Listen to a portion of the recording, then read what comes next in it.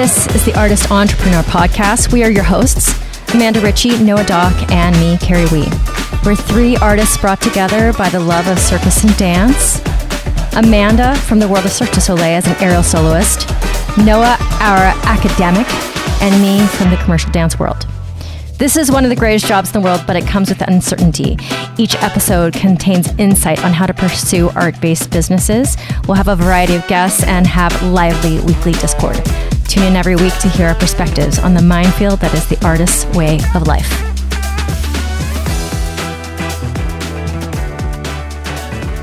Did you know that, Noah? You were nodding your head. Have you bought many houses? How do you know this? Okay. So my father's business is he buys property and rents it. Okay, this makes sense. I have not been privy to his business at all. I'm going with him he does this in Denver because that's where he grew up. And I'm going with him to Denver on Tuesday because I'm starting to be brought into this thing because I want to learn about it because I'd like to do it myself. And my friend he bought a house 6 months ago and the interest, oh my God, he's made, I think it's now 8 mortgage payments and only, I think it's $800 of it has gone principal. Yes. Has gone to the principal. Has your dad been waiting for you to have any interest in his business? No, he's been hoping that I wouldn't. Oh. If anything. What is he buys properties and then flips them, or he buys commercial, or what is the business? He's done pretty much everything. I would say primarily what he does now, or what he has been doing, is he owns single family homes and he rents those. He does own a couple of industrial commercial buildings. But he's not he's not expanding. He's not a growing business. He's kind of trying to retire. Well, they were growing for a little while and then it slowed. It's not a big business by any means. We have friends here in LA who own 40 buildings or whatever, and it's that's a business. But he owns a couple, and I sort of brought up to him, I was like, imagine, if you will, you were 30 years younger and you were interested in this. Knowing all that you know now, what would you do? And so I'm trying to learn about it, and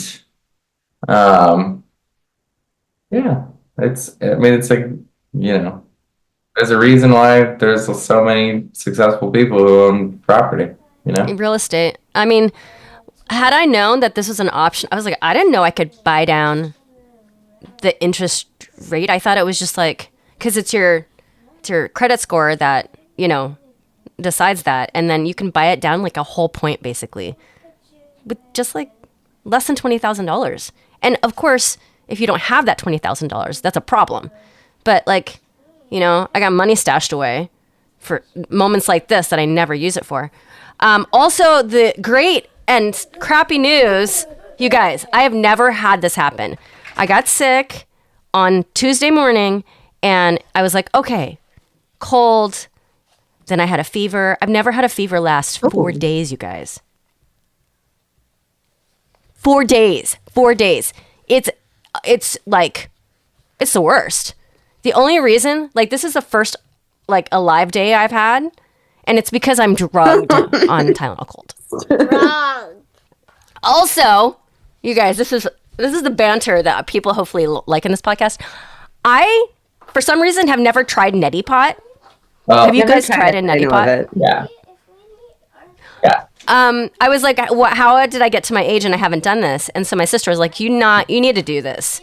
So I mixed the solution. You basically squirt saline solution up your nose, and then all the snot comes pouring out the other side. It is so gnarly. But- It's not fun. I'm good. Wait, Noah, do you like the feeling? oh my God. Well, it clears you out. It's like taking a hit of like hot sauce, like habanero hot sauce, and you just like, oh, I'm clear. Everything's fine. Well, I mean, the payoff is there, but like it was amazing to me how long it took me squeezing the bottle for it to run all the way. My sinuses are longer than I thought. It took a while. I was like, when is this coming out? No, thank you. So funny. So that's my story. How's it going, guys? Amazing. Sucks. It's amazing. So here's my question. We are gonna get to entrepreneurs things. Sorry, Bean.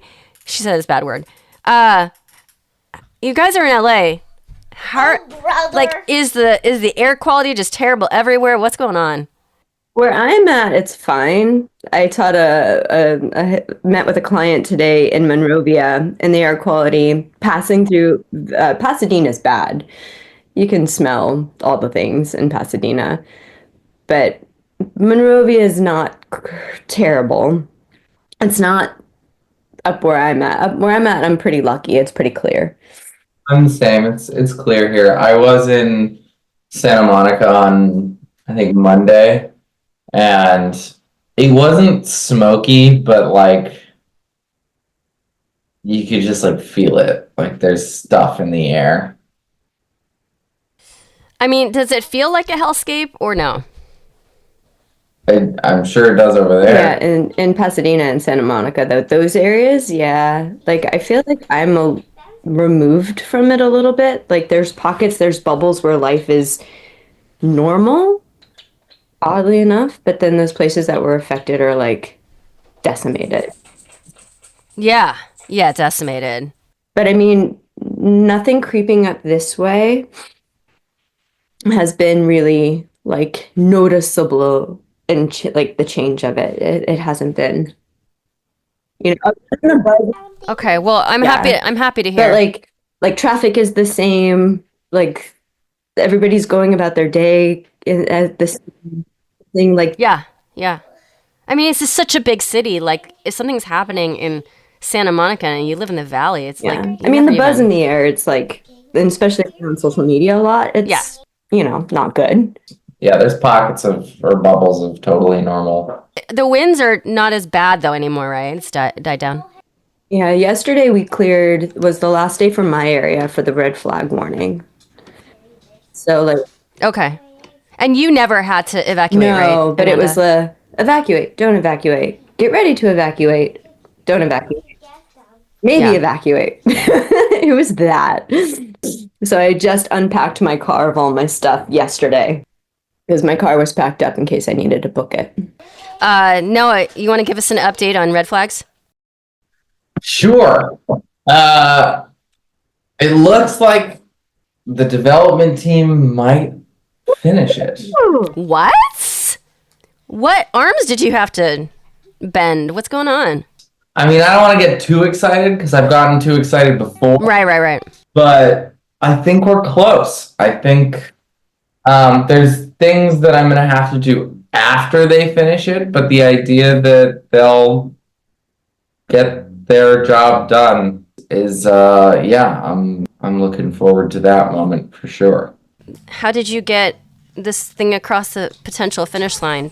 Well, I won't be doing any victory laps yet, but I think there's a new team that has been working on it. They've been doing a pretty good job. They've submitted, a lot of changes and gone through it with a fine-tooth comb to a certain extent. And it'll never be, done because software is always changing and updating, but I don't want to say the finish line. We may be to the starting line. Woo!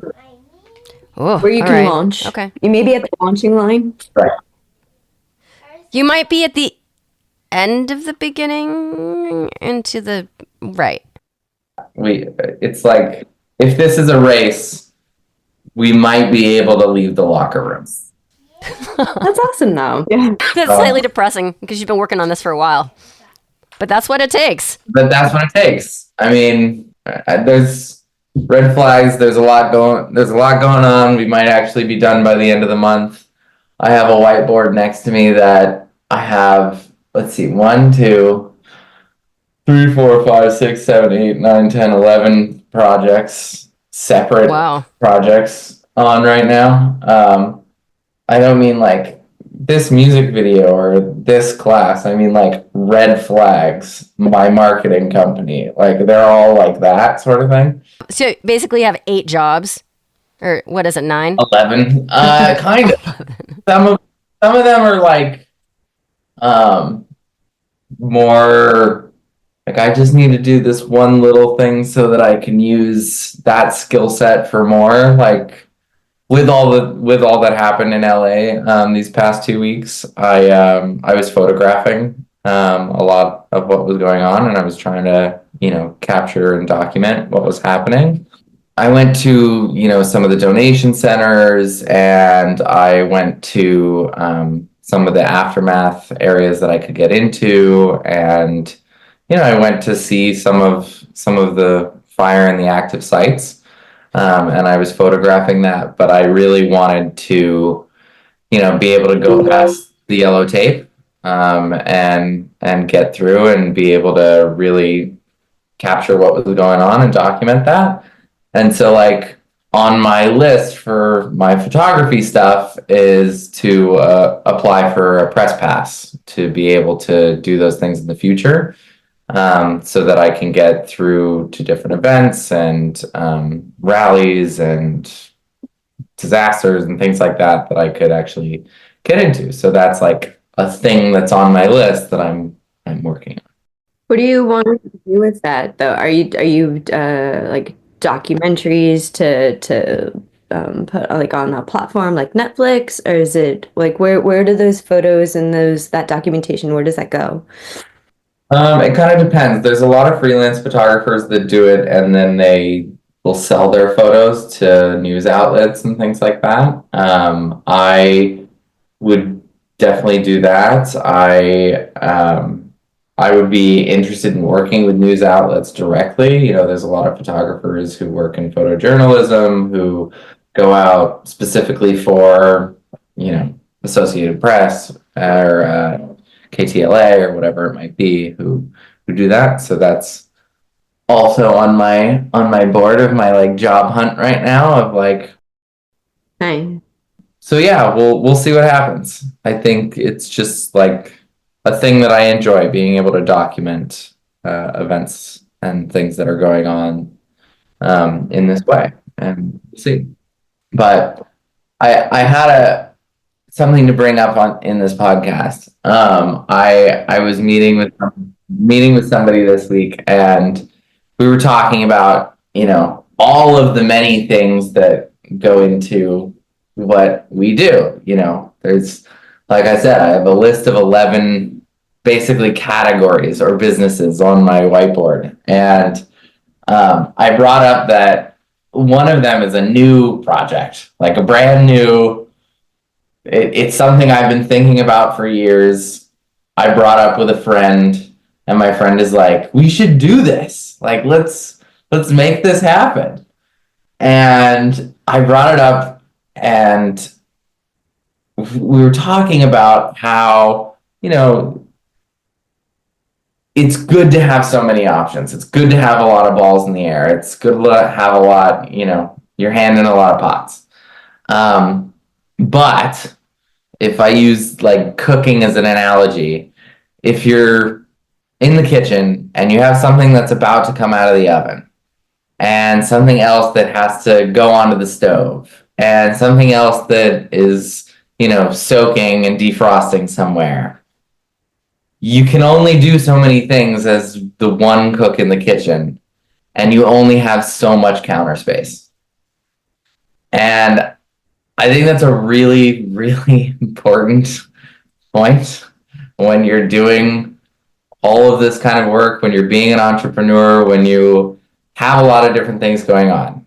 You have, your job, maybe you work for somebody else, maybe you have your own project, maybe you have a passion project, your business, whatever it might be. And these things start to add up. You only have so much counter space.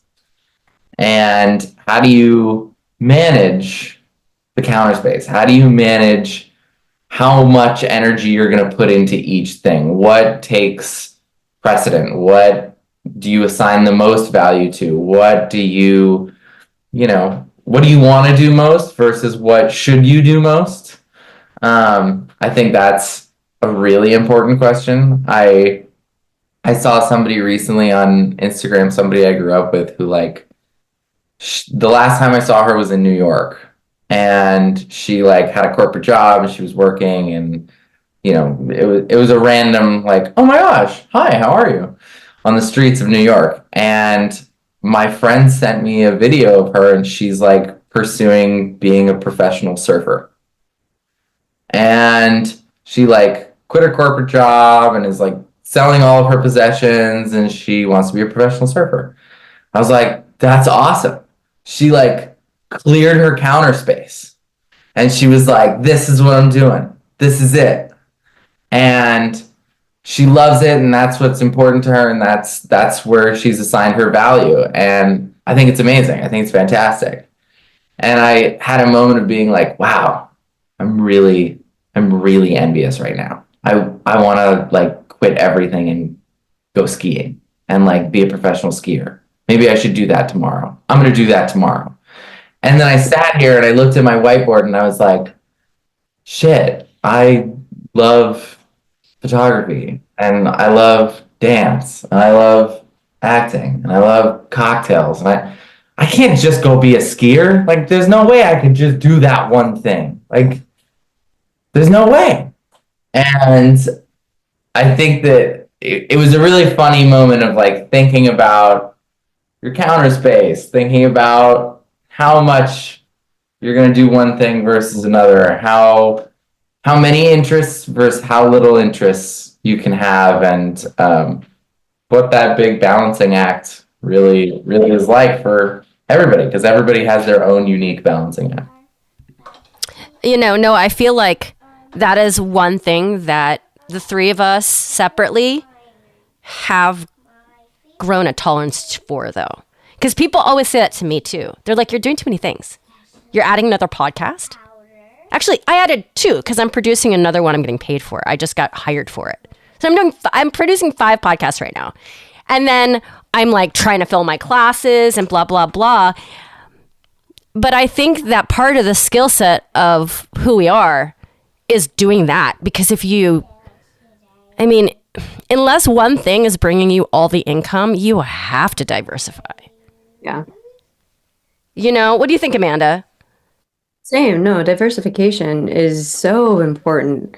To have your multiple streams of income specifically, because say something happens and you break your leg or you can't do the thing that you've been relying solely on, you need something to fall back on. You need, especially, if you have a huge injury like you had with your shoulder, you got to figure it out. And unless you're in a corporate job or you really are getting paid a lot to do one thing, it's a skill set I think we've built because of necessity.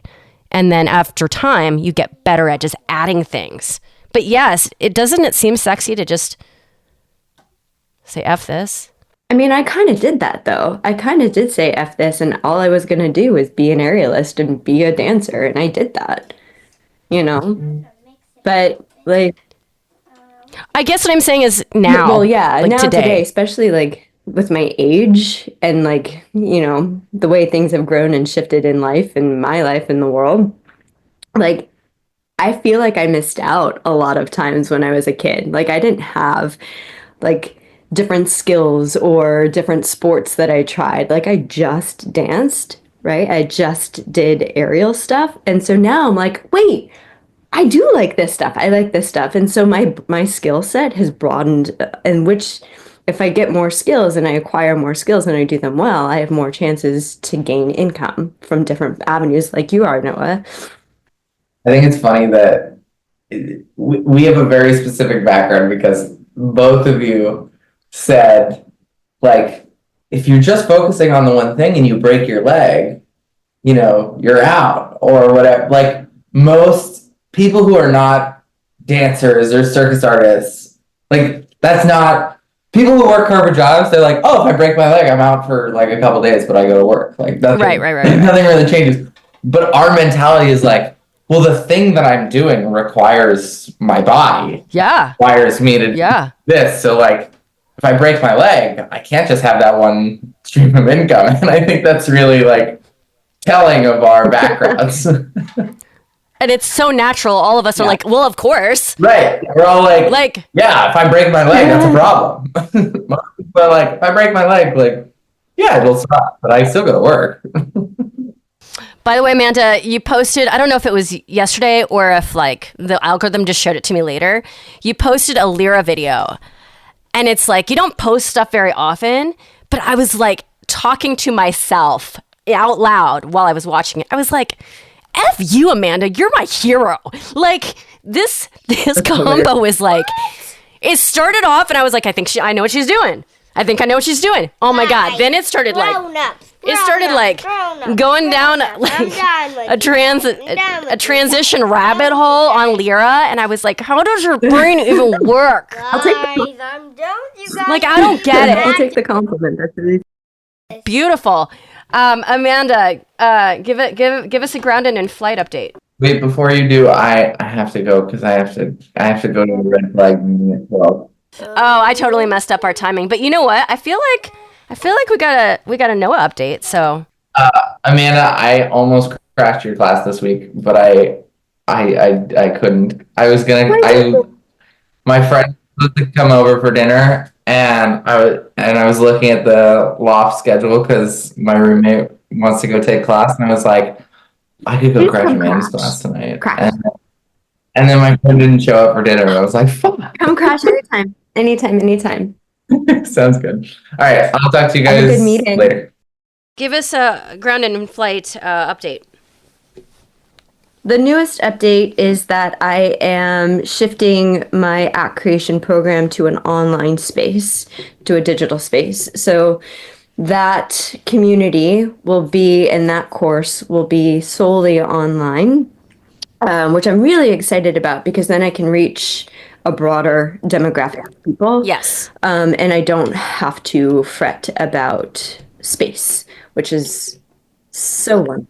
Has been the sticking point, It has right? been, yeah, in terms of logistics and the practicality of running something like this, without having my own space in my own studio, doing this in this moment in time has proven really difficult in person.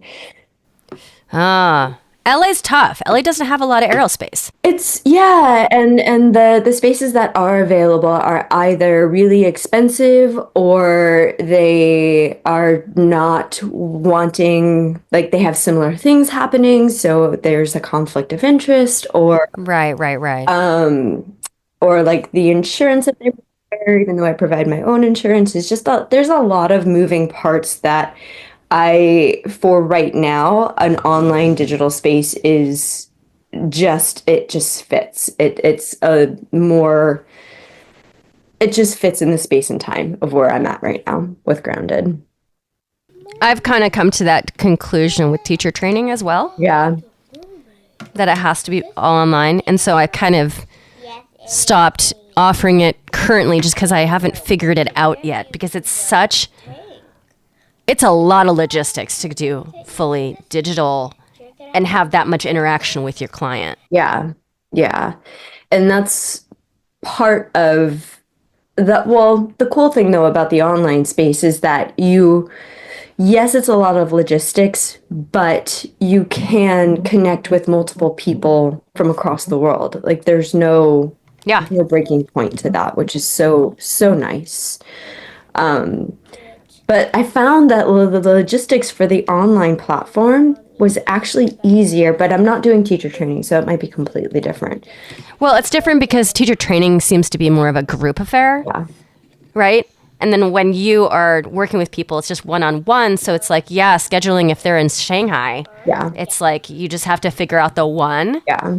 But I mean, Rain and Sarah Holmes for Paper Doll Militia, they do their teacher training 100% online for the one they do online. And they have this whole like time zone calculator. Oh, nice.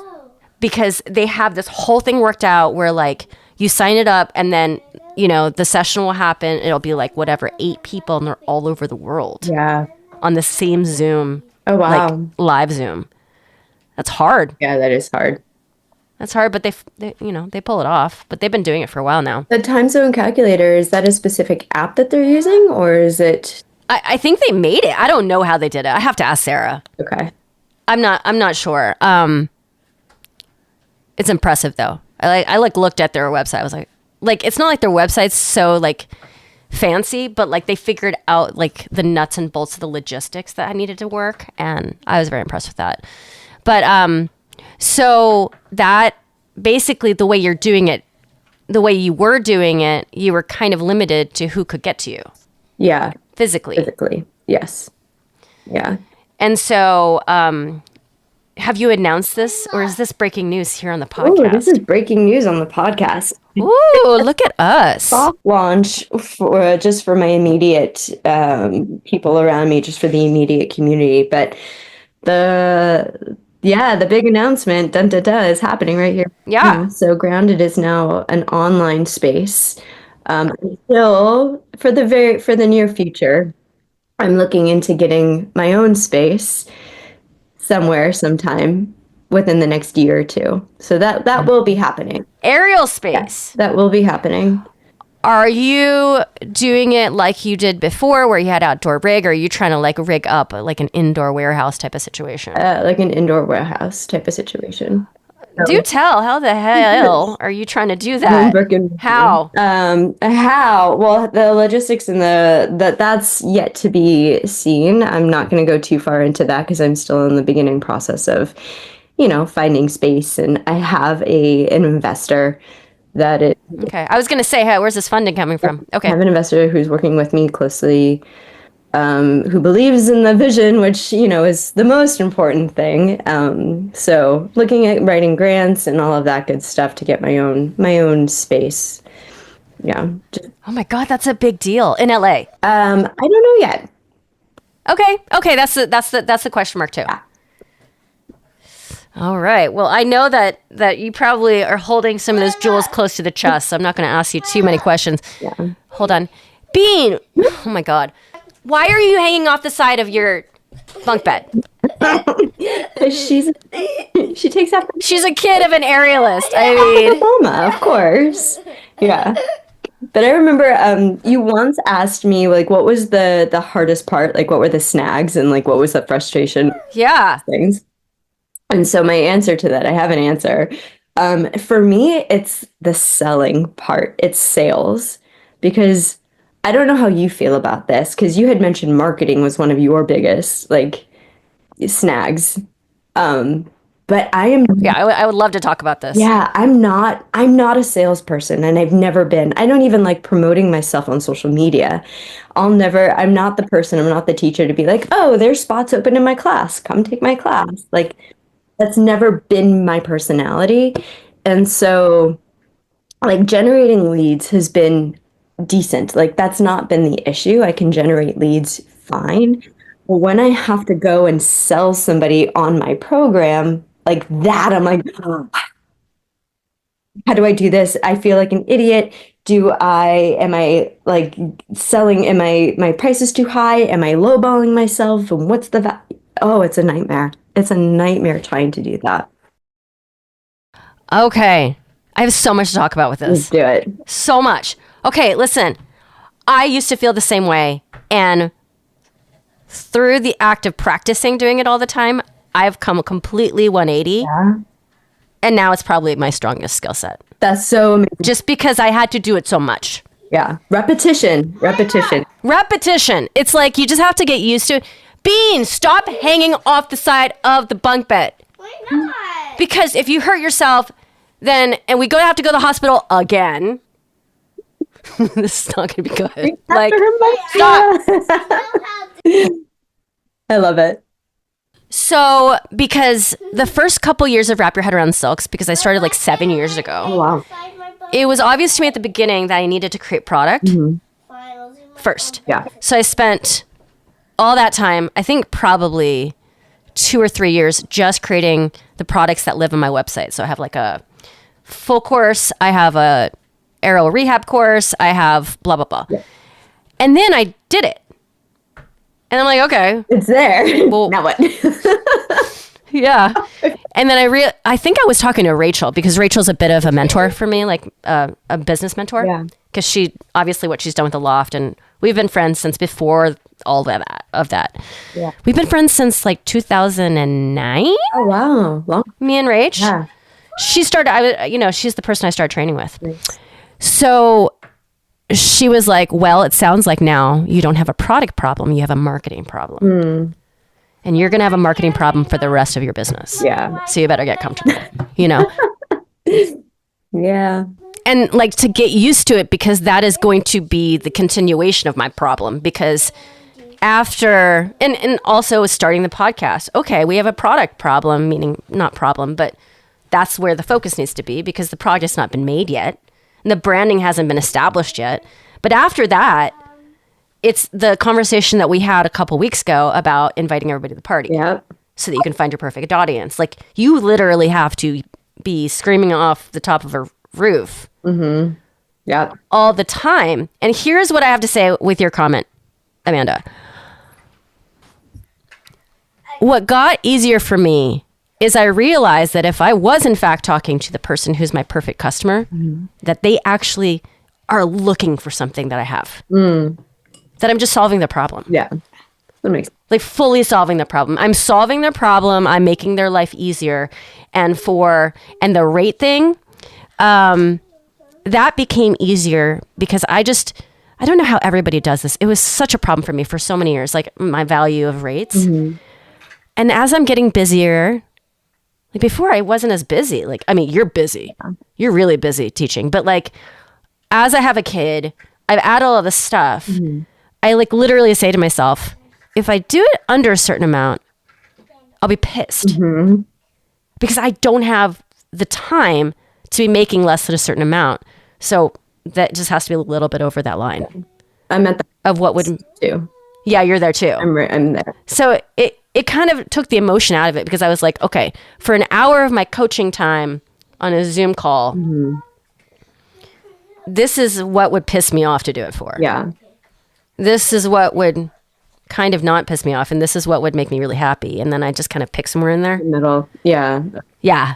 Yeah. Yeah. That's kind of where I'm at too. And I know that for inside, like when I teach private specifically, and this isn't the app creation program, this is just separate, a little bit separate from. So my private rate has increased because I am so busy, and because like if you're doing a one-off with me, there's not much that we can get done unless you have a very specific thing that like a very specific question that we can work on 60 minutes straight, and you get that one thing, then that's worth it.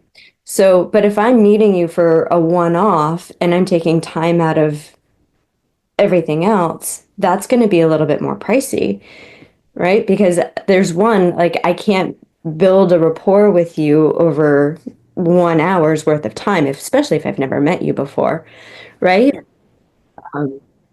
So it's kind of that, and then I get to pick and choose how and who I want to work with and why. Did you hear that? No, but She jumped off her bunk bed. at least she's not hanging off the side of it anymore. I mean, do you think you're funny? Oh, shucks. But I will say, because I know that in our industry, in this world, like aerialists and dancers and creatives, unless you come from a really solid, family background, we don't generate a lot of money. Like, Yeah, it's the type of audience that doesn't have tons of money to spit out, for sure. You know what? Also, an example. One of my friends who got to a certain point in her career, she started kind of setting her prices outside of the affordability range of people. Like she priced herself out almost. Not almost. She did, if you ask me. Gotcha. And I think it's because she didn't really care to do it. Yeah, which is fair. Yeah. So she's like, well, I'm just going to charge so much because I don't really care to do it. And if they want to pay this high level of a price, then great, I'll do it for that. Yeah. But that's kind of being like, I think it's not disingenuous, but it's just like, you're basically saying you don't really want to do it very often. So if you do want to do it and you want to not be pissed off at your time, that's like the calculation, I think, that we're all making. Like, for example, my calculation here in Texas is different. Yeah, I can imagine. Yeah. Number one, the wealth is not the same. People have money to throw at hobbies, but it is not the same amount. They're not as wealthy generally, and then everything else is cheaper here. So, like, if you throw an LA price at a Texas person, they'll be like, "You crazy?" Yeah. And So for me, yeah, I go was ahead. gonna say, and I'm sure like the industry that we're in isn't as highly valued in Texas as it is in LA because there's not as many jobs for people like us in Texas as there are in LA. Interestingly enough, Amanda, Am I wrong? I would love to be wrong. there's a lot of pre-professional to professional. They would not necessarily get as many gigs in LA because the competition is just so steep. But these girls here are working. That's awesome to hear. Actually, That's awesome. there are plenty of gigs. They're not paid well, and these aerialists will eat it up no matter what because they just want a performance opportunity. Yeah. Well, that's good to hear. That's awesome. Yeah, it's actually not as dry as I Imagine. imagined. And I'm truly, because like it came up, people were like, do you want to perform? And like it just slept on, and I was like, I don't care anymore. Like, I want to like make money. I want to be rolling Rolling in it. in I'm money. with you. I've been asked the same recently, actually, a few different times of like, what have I thought about performing again? And I was like, you know what? Like, it would be cool to do it again, but I want to make money. I've hit that ceiling, and I'm ready to expand. I'm ready to, yeah. I mean, the thing is about performing is that there's always got to be an element of like, I just really need to perform. Because otherwise, if you're just looking at the finances, it's not there. Yeah. I mean, it Yeah, could be I there, mean, actually, people- though, to be fair, it could be there in the finances. Not for one-off gigs. Oh, not for one-off gigs. No. No, I'm not talking about contracts. I'm talking about like, there's a Christmas party. I see. And you know what I'm saying? Yeah, there's no contracts. There's some company work here, but there's Yeah. I don't know. Like, and I'm not saying that when I say that I'm jesting. Like, I don't need to be rolling in it so hardcore. Like, I know that that's probably not what's going to happen, Could happen. but that's what I want. Like, I want my businesses to fly, you know? Yeah. Otherwise, why That's the whole do we point. do it? Yeah. The whole point is to push it as far as you can go and be successful and break your own boundaries and break your own limitations, right? Yeah. Thank you so much for tuning in. You can find Amanda Ritchie at Grounded in Flight on Instagram and at Noah Doc on Instagram, as well as Red Flags app. And me, Carrie Wee, you can find at wrapyourheadaroundsilks.com. Thank you so much for being here. We appreciate you. We have so much more coming at you, including guests that are in this art world that are blazing their way through new businesses and, just more banter from us. Thank you for listening. This is The Artist Entrepreneur.